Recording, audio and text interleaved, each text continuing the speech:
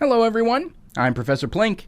I respond to various theological and ideological questions and claims from a rationalistic and naturalistic approach in an effort to give and explain the opposite viewpoint and help to balance the conversation.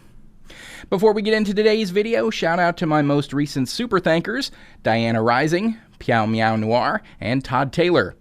You are the awesome sauce to my heathen sandwich. Thank you for being a part of this community and helping me to do what I do. Now on to today's video.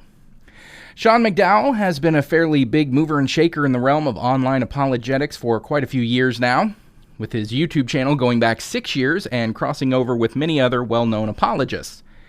He's written over 20 books on Christianity, and he gained some extra YouTube notoriety when he started a shtick of going undercover as an atheist commentator, talking common atheist talking points for a bit, and then revealing himself to be a secret Christian all along. I teach philosophy, but I'm not a Christian. I didn't make this sign, but that's fine. Atheist encounter, I'm an atheist. I don't believe in God. Tell you about what I really do. I'm not a philosophy professor. I'm not an atheist. I'm not an atheist. I actually teach at a Christian university in Southern California. So I'm a Christian. I'm actually an apologist. This is what I do. I've written, 15 or 20 books. I teach apologetics at a graduate program at Biola University. Now, doing this is a rhetorical strategy called inoculation. Inoculation is typically associated with the medical field, where inoculations are basically the same as vaccines, where a weakened form of a virus is introduced to the body so that the body can begin to recognize it and become resistant to it, so that when it then gets exposed to the full-blown virus, it'll be less likely to succumb to it. Well, something similar can be done in argumentation as well. It is supplying information to receivers before the communication process takes place in hopes that the information would make the receiver more resistant. The basic idea is, after being exposed to a talk like Sean's, the audience members might later come into contact with an atheist and be like, whoa, wait a minute. I saw a guy talking about atheists like you, and he told me that you were going to say things like that, so I'm not going to be buying it, buddy. So that's something that got Sean McDowell a little bit of notoriety. But he mostly pumps out Christian apologist videos on his channel, and we're going to be taking a look at a couple of those today, especially a couple of his quick-fire little explainer videos to see if he's providing any decent commentary or advice in them. So let's see what Sean has to say. If I can't see God, how do I know that He is real? First of all, who is saying this? Who has ever made the point that not being able to see something means that it doesn't exist? I mean, well, aside from the flat earthers, that is, when they claim they can't see the curve, therefore the earth must be flat. But who is making that argument that being unable to see God is a good justification for not believing that He exists? Who is using this as a go-to argument for non-belief?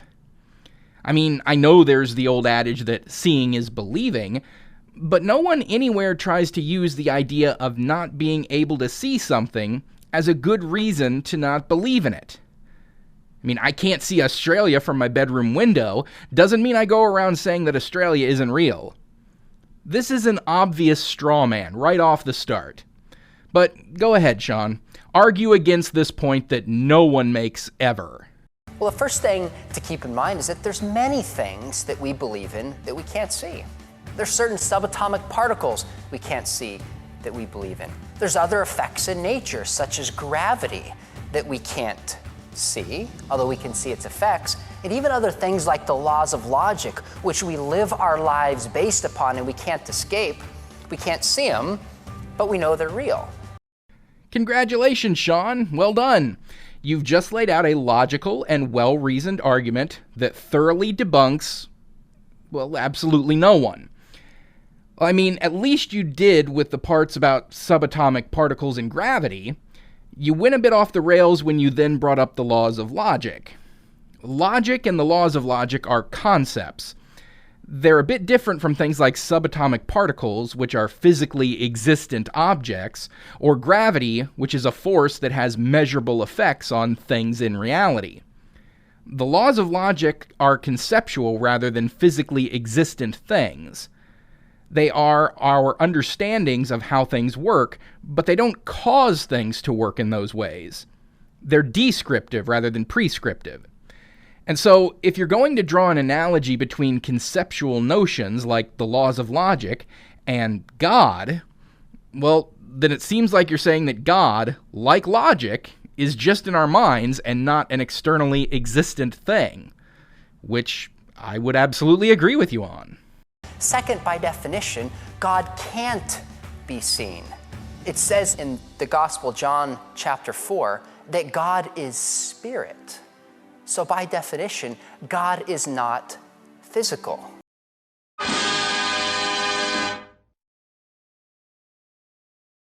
You cannot define things into existence, Sean. I mean, I can define a fictional character in any way I want that insists they exist exactly as I want them to. I can define universe-belching unicorns from the 8th dimension as vibrating on a completely different frequency than everything else in our dimension, so nothing from this dimension could ever detect them in any way. But trust me, they really do exist. I mean, I have a book right here that tells me all about them. Them and the wicked hypnotoads who seek to defy their benevolent gastric creations and cause us pain and suffering for their own twisted amusement. Those damn hypnotoads. There they are. Don't you see them? What do you mean? Who? Evil! Pure and simple from the 8th dimension!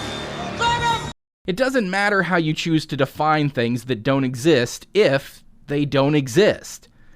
And defining God in such a way as it precludes him being detectable seems to be a really convenient way to continue to claim he exists in light of all the evidence to the contrary. It commits a category fallacy to say, I can't believe in God because I can't see him, like saying, I don't believe in the musical note C because I can't smell it. Well, then it's a darn good thing no atheist anywhere says they don't believe in God just because they can't see him. I mean, being as charitable to your argument as I can be, the best you could say as an actual atheist argument is that God is undetectable. And that is a far cry difference from, I don't believe in him just because I can't see him. We have many, many ways of detecting things that cannot be seen. You even mention some of the things that can't be seen that we know exist because we have other ways of detecting them. Subatomic particles, which we can detect and come to understand through quantum physics. Gravity, we've come to understand because we can detect its effects and experiment to determine how it works. There are plenty of things that we cannot see, hear, feel, taste, or smell, but we've developed a myriad of ways of detecting them to determine not only their existence, but their nature and how and why they do what they do. So there is an atheist argument to be made from the standpoint of there being no detectable evidence for the existence of God. And while absence of evidence is not evidence of absence, so lack of evidence of God's existence does not automatically mean that it's evidence for his non-existence, it does still support the null hypothesis of not believing in something without good evidence to do so. I mean, do you believe in Bertrand Russell's teapot floating in space between Earth and Mars? And if not, why not? Just because there's no evidence that it exists? And just because there's no evidence that it exists is not evidence that it doesn't exist? Or are you just taking the default position of not believing in something you have no good reason to believe in? Because that would be a very logical stance to take, wouldn't it? But third, even though we can't see God, there's very good reason to believe that God is real. How do we know this? Well, the beginning of the universe is best explained as a beginner. Oh boy. I can already tell by this point being so high on the screen that you're about to go through several theist tropes, of which this is only the first. And I also have a feeling that they will all be as bad as this first one is. and probably all having been debunked countless times before. So, since Sean is just rapid-firing them out, let me try a fairly rapid fire of debunks. So, this first one, the beginning of the universe has a beginner. There's no indication that there was an ultimate beginning to the universe. The Big Bang was not the beginning of the universe out of nothing. It was the expansion of the current presentation of our universe from an initial state of high density and temperature. And that expansion could easily be a natural change from one state to another with no beginner required. The fine-tuning of the universe points towards a fine-tuner. The universe is not finely tuned. Some areas of the universe have some semblance of order, some areas are more chaotic. Both order and chaos are natural states, and the fact that life arose in one of those areas where some order exists is not surprising. It can be argued that it is actually inevitable. The origin of life and all its information points towards an author of life. Life could have arisen by way of non-intelligent natural processes. We are understanding more and more about how life could form naturally every day, and at the very least, we know that it is possible. And something like abiogenesis, the idea of life arising naturally, requires making fewer assumptions than positing the involvement of a god, the most complex of all entities imaginable. So this would put natural formation of life in line with Occam's razor, and a much more likely answer to the origin of life. Also, life itself has no information in it. Sean means DNA here. Theists are always trying to claim DNA has thousands of volumes worth of information in it. No, it doesn't. DNA is a molecule. It has atoms in it. Information is what you know about something. It's not an inherent part of something. You could write book after book about the specific nature of water, and that's about as simple of a molecule as you can get. That doesn't mean that there's actual information in those 2 hydrogen and 1 oxygen atoms. So I went a little longer on this point than I intended, but in short, no. Natural formation of life is much more likely, and there is no information in DNA. The emergence of consciousness points towards a cosmic consciousness. Consciousness is an emergent property of the brain. What we call consciousness is just an amalgamation of our brain's information processing, memories, emotional responses, and physiological processes, all coming together to form what we call our minds, and by extension, our consciousness. We can chemically or physically alter every single thing our brains do, and thus every single aspect of our personality or minds will change accordingly. There is nothing that even hints that any part of our consciousness is anything other than a purely natural, physiological process. The moral law that we know points towards a moral law giver. There is no objective morality, only subjective interpretations of right and wrong that are then agreed upon by the majority within a society as common moral standards. These are then enshrined in law and imposed and reinforced by the culture. This is why every single moral notion is dependent on a culture and time period in which it presents itself, and why there has never been a single idea about right or wrong that has been shared by every society across all of human history. So there is no objective morality, hence no objective moral law, hence no moral lawgiver. And ultimately, the historical evidence for Jesus and the Scriptures. There is no non-biblical corroboration of the stories and claims of the Bible and the Scriptures. At least, not any of the more fantastical parts like claims of Jesus performing miracles or of the resurrection of Christ. There's no independent corroboration for Moses parting the Red Sea or of someone spontaneously turning into a pillar of salt because they looked behind them. And there is historical corroboration for things in the Bible being wrong, like the global flood or the idea that the earth was formed before the sun. Not to mention the contradictions of the Bible where it disagrees with itself on every other page. So the only historical evidence for the Bible is the Bible, and, well...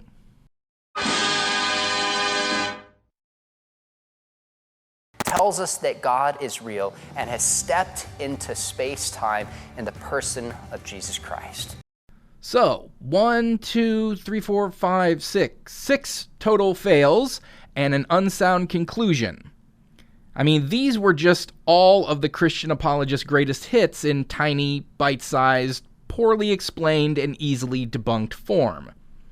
You've got the cosmological argument, the teleological argument, incredulity about the possibility of natural formation of life and consciousness, argument for morality, and the circular argument that the Bible is true because the Bible says it's true.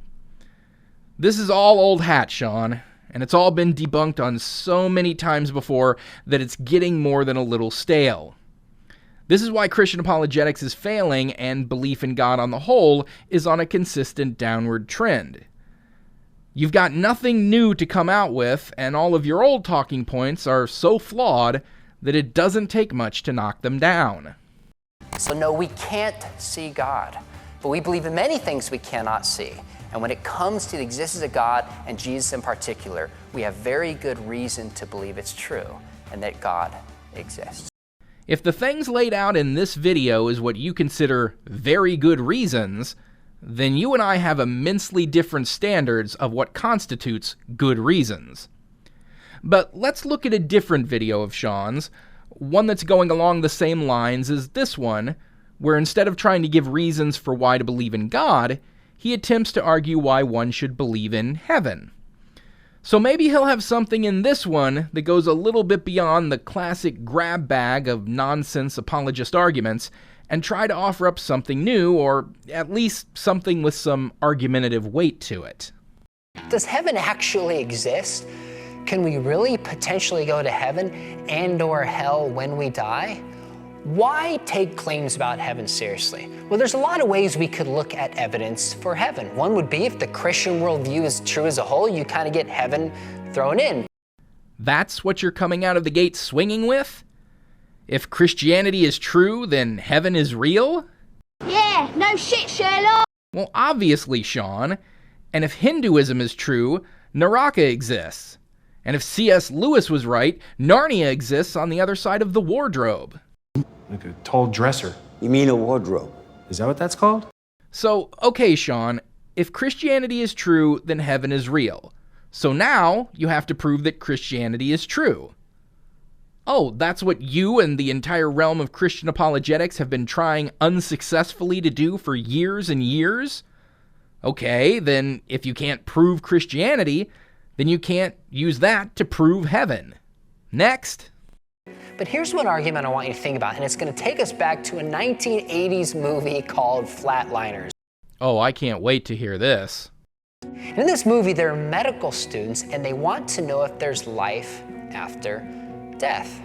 So instead of studying philosophy or religion, they undergo kind of a morbid experiment where they flatline each other's hearts for a small period of time, and then they resuscitate them back to life. They go down 15 seconds, 30 seconds, 2 minutes, 3 minutes, and they ask them, they say, what do you see on the other side?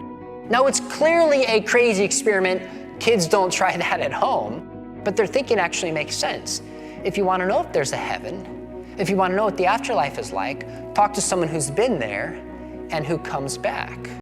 Are you seriously trying to use Flatliners to make an argument from near-death experiences?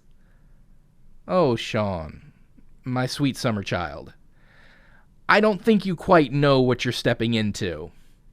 For one thing, let's leave aside the ridiculousness of trying to use a work of fiction to assert the truth of a supernatural claim. But Flatliners, if you watch the film, goes completely against the idea that you are attempting to posit. In the film, the characters who flatline don't experience anything that is commonly asserted in Christianity as heaven or hell. They mostly experience memories of emotionally impactful moments from their lives, like going back to childhood bullying incidents that have haunted them throughout their lives. Then, when they're resuscitated, they begin to experience hallucinations of those events.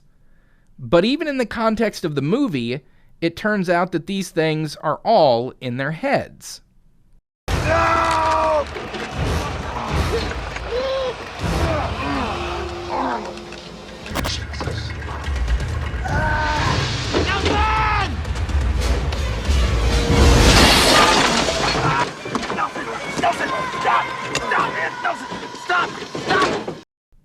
There was no boy on top of Kiefer Sutherland trying to stab him with a pickaxe. It was all in his mind. And for all of the characters, all of their hallucinations cease when they confront their traumatic memories and are able to forgive themselves or in some way move past it. The movie never establishes that anything they are experiencing is anything other than in their minds experiencing vivid hallucinations brought on by the trauma of near death. And hey, shocker, that is exactly what skeptics claim is going on with people who claim to have had near-death experiences and having seen any kind of an afterlife. That it was all just a dream before dying brought on by the trauma of dying. I mean, Sean, if you really wanted to draw from a 90s movie to try to establish near-death experiences as real, that the people who temporarily died actually went to an afterlife, you really should have gone with Jeff Goldblum in Hideaway. Many people believe the road between life and death can only be traveled in one direction. Let's bring him back. Clear! But Hatch Harrison has journeyed to the other side. So yeah, suffice it to say, Sean, Flatliners does not make the points that you think it does. If anything, it argues for the opposite. Well, in the movie, if I remember, they die 3, 4, 5 minutes and try to bring it back. Well, guess who died and came back not just for 30 seconds, not for 5 minutes, but for 3 days? It's the person of Jesus. According to what source? Is this it? It is, isn't it? This is the source you're banking on. I'm getting a strong feeling that all you have to go on for this claim is that this tells you so. Ahem. Friends, if Jesus rose from the grave, we can know that heaven exists. He's been there, and he came back to tell us about it. That's why the person of Jesus and the evidence for the resurrection are so powerful. It tells us when this life ends, we actually step into eternity. But you don't have any evidence for this. You don't have any evidence for the resurrection of Jesus. I mean, this just seems to be going back to the point you so erroneously attempted to make at the beginning of this video, that if Christianity is true, then heaven is real. Now you're just rewording it as, if Jesus rose from the dead, then heaven is real. Yeah, no shit, Sherlock. So much like the fact that you can't prove Christianity true, you can't prove that Jesus resurrected. The only reason you have that idea in the first place is because it claims it in the Bible. And the only proof for that claim is the Bible itself. And you can't use the Bible to prove the Bible. This is circular reasoning. The Bible says Jesus rose from the dead, and we know that it's true because the Bible says it. How can you possibly look at this and think it's a valid claim in any way, shape, or form? So that was Sean McDowell attempting to prove why God is real and then why heaven is real. He broke out some of the most common apologist chestnuts. He absolutely swam in fallacious reasoning. I mean, let's see. He attempted to define God into existence. He had arguments from incredulity, false analogies when he brought in 90s psychological horror films, false authority vis-a-vis the Bible, and topped things off with a healthy heaping of circular reasoning. Nothing new, nothing substantive, nothing to see here really at all. It largely all just boiled down to, well, if I'm right, then that means I'm right. And that is where we'll leave Sean McDowell and where we'll close things off for today. So thanks for watching, everyone. Don't forget to like the video, comment, and subscribe so you'll always be notified when a new video comes out. Until next time, I'm Professor Plink, reminding you to keep striving for greater understanding. It's the best way to get wherever you want to go.